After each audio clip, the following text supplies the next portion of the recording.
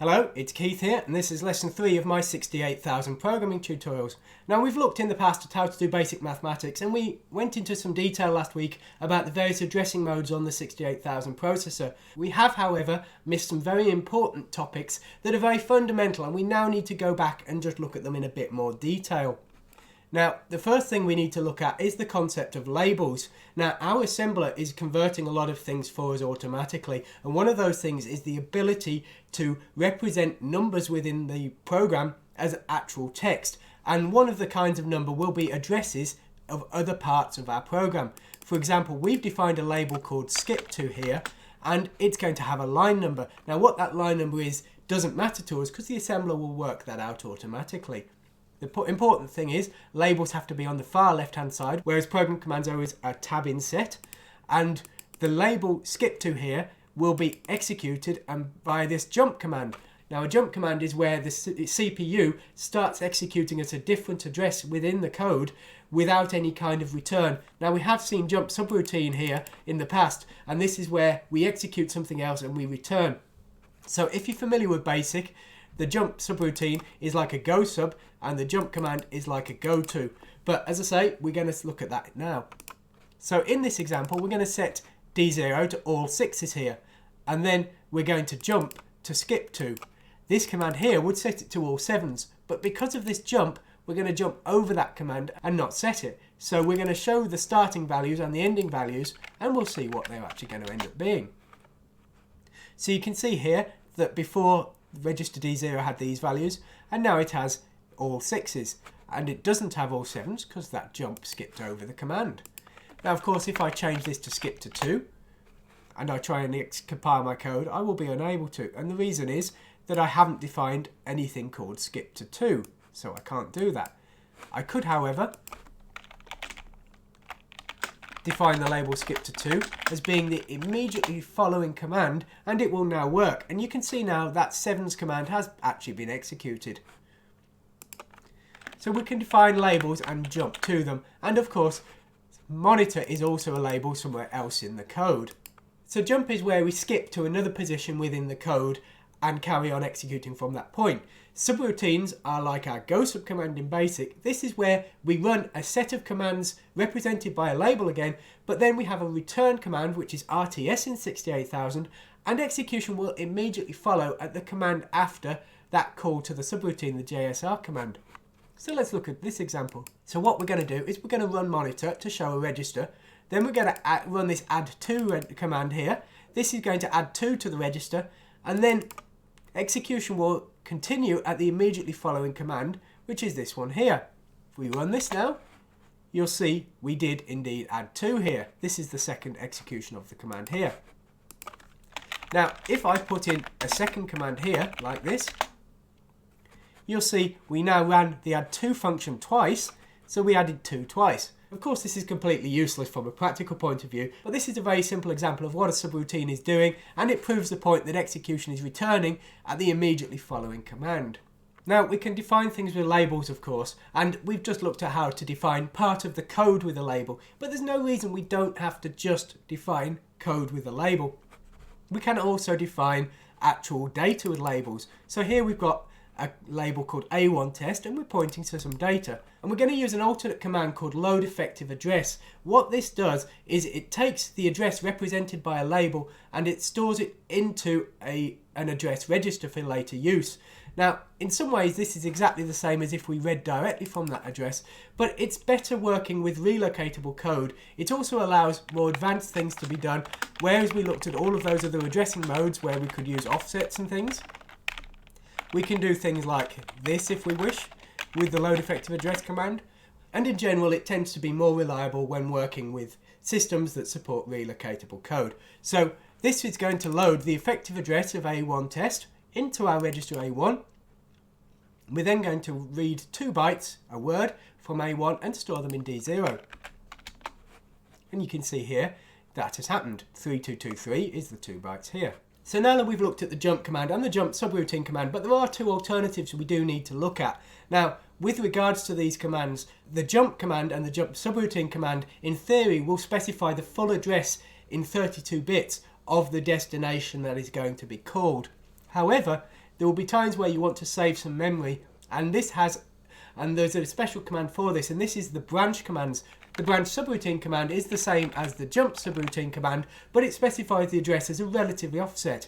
Also, the branch command is the same as the jump command, but again, it specifies a relative offset. There's two benefits. Firstly, it saves us some memory. And secondly, if we need to relocate our code, which is where we copy the code to a different destination address, the relative addresses will work still, the absolute ones will not.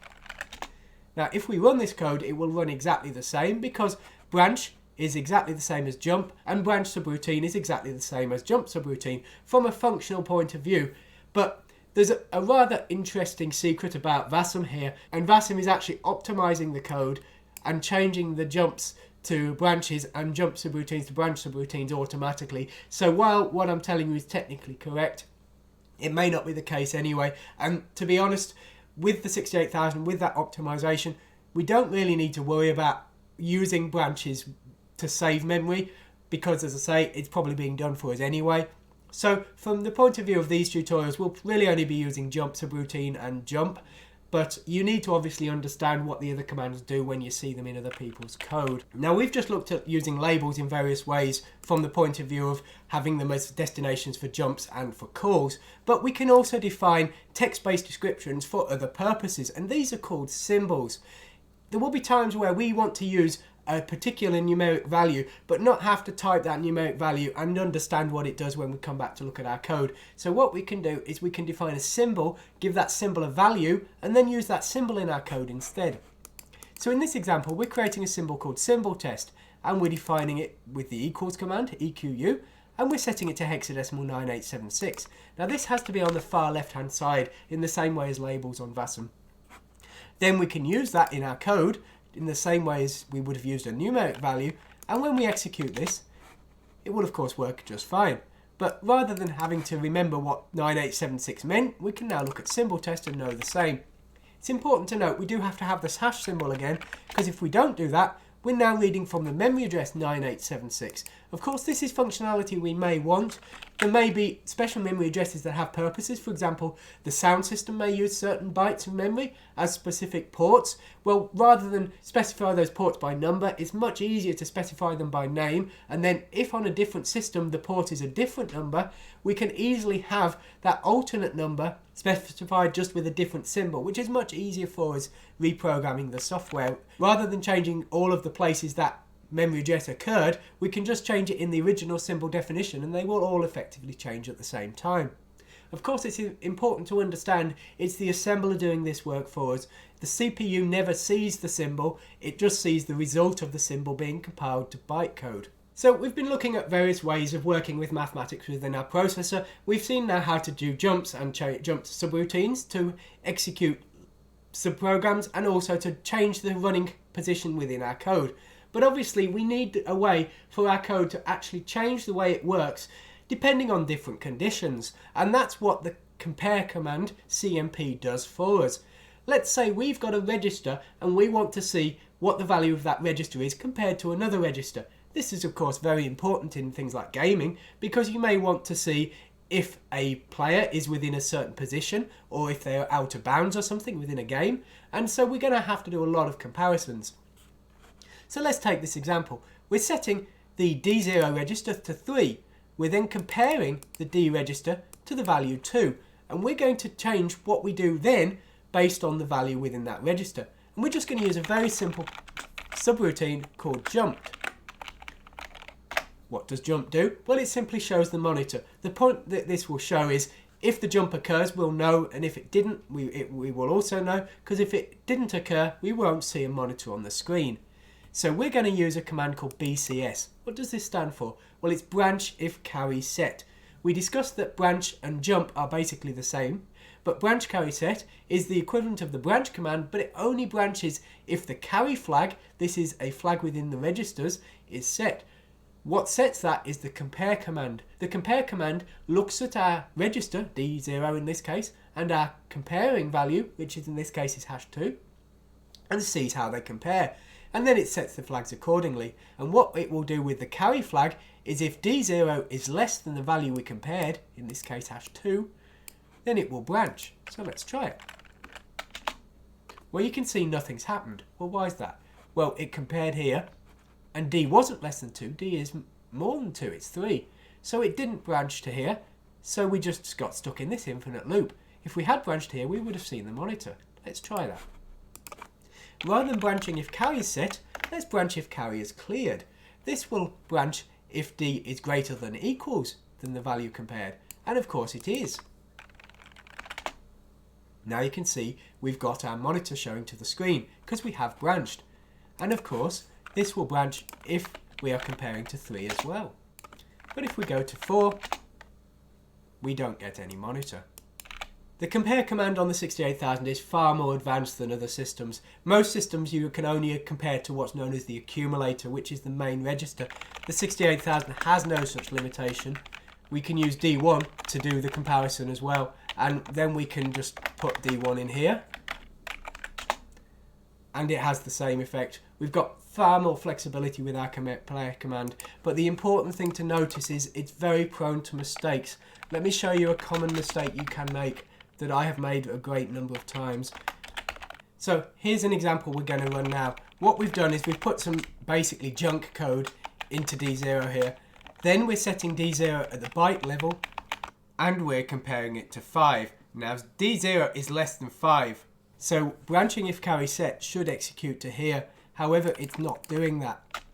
And the reason is, if we look at our monitor, we will see, you see only the bottom byte of D0 is actually 03.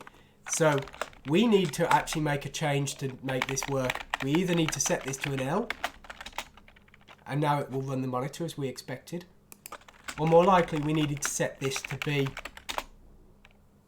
and now it will branch as expected. You see, when we don't specify what range to work at, it works at the word level. So I always try and specify the exact level I'm doing my comparisons and things to try and avoid that.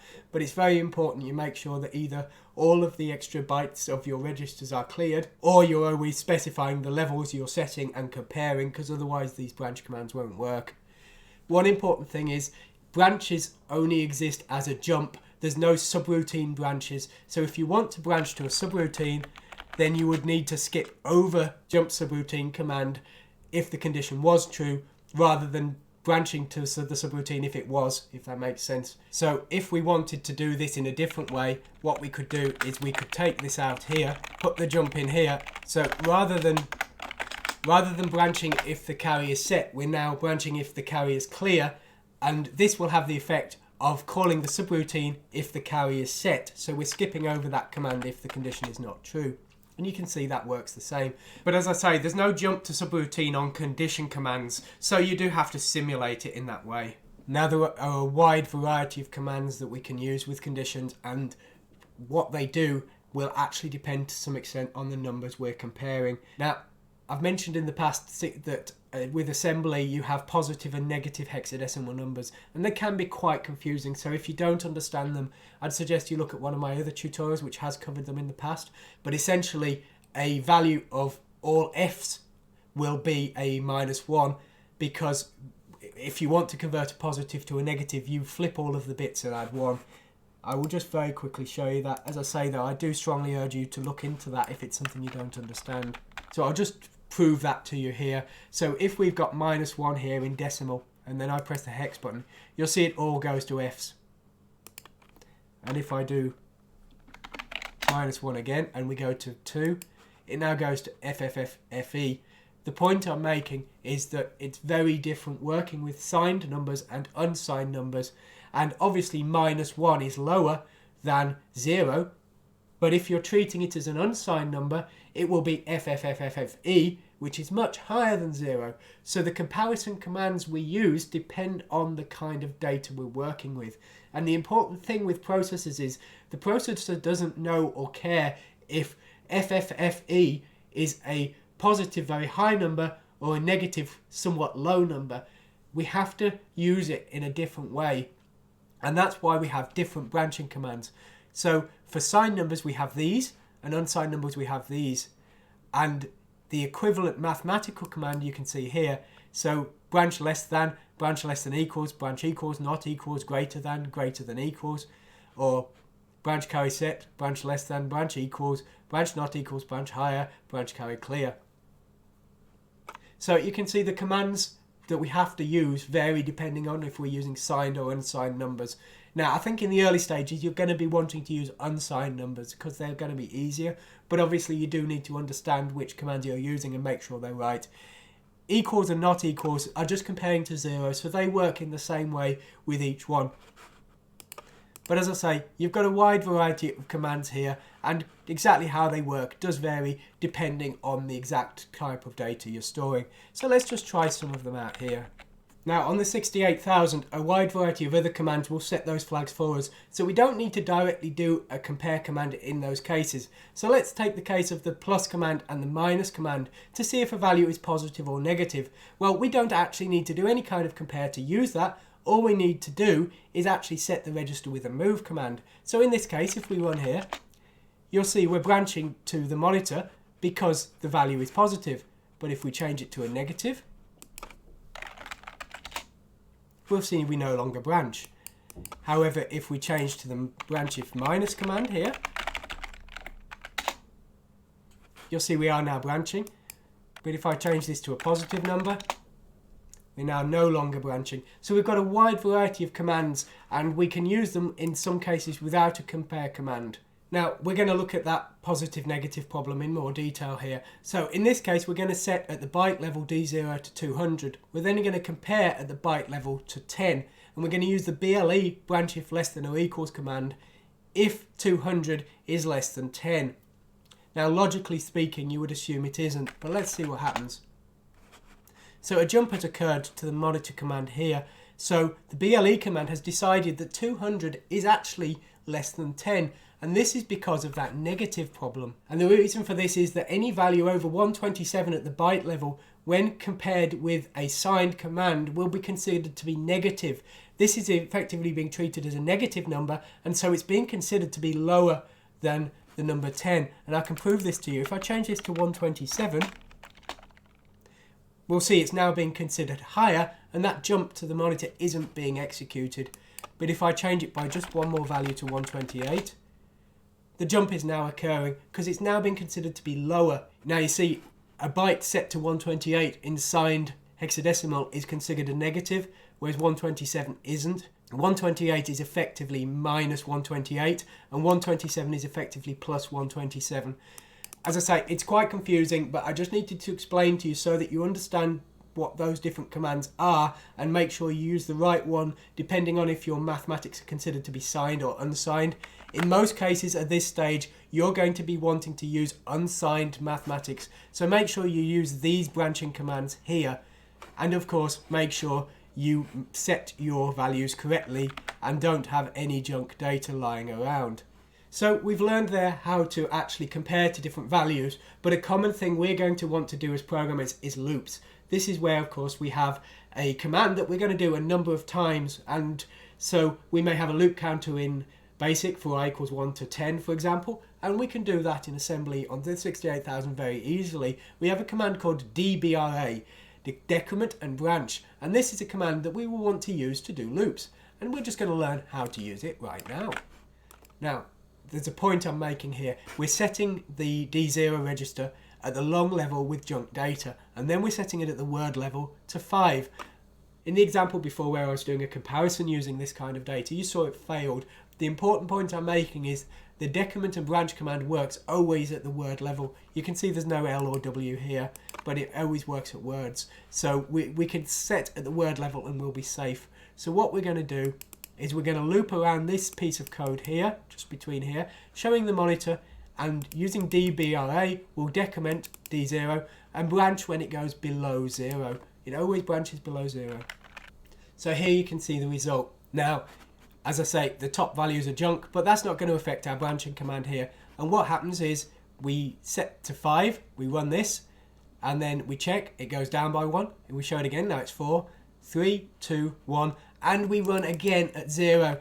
Now once the branching command ends, we're showing this end message here, and then we're showing the final value. The point I'm making is there was an execution at the value of 0, whereas if you look at a Z80 system with the DJNZ command, that command would have ended at 0. So if this command had existed on there, the 0 would have been here and there would have been no execution of the loop for the 0 command, which is very important. Now, we've seen a variety of branching commands, BCS, BLS, BEQ, and so on and so forth.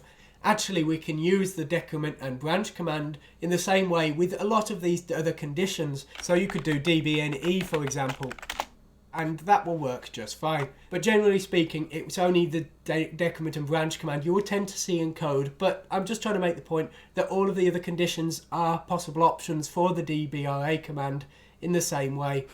So that's how we can easily do a loop with the DBRA command. Now, obviously, with compare statements, we can kind of do an if-else condition, because if we're branching out if the condition occurred, then we're staying in the same place if it didn't. But we may want to do even more difficult comparisons than that. What about if we want to do a case statement? Case statements are very common in C++ and languages like that. And of course, there will be cases that we actually want to look at them and write code that uses them. But we don't have a specific case statement available to us on the 68000. However, the important thing to remember is the 68000 can run C++, and in all cases a high-level programming language will convert to assembly. So if the high-level programming language can do it, it stands to reason that assembly must be able to do it anyway.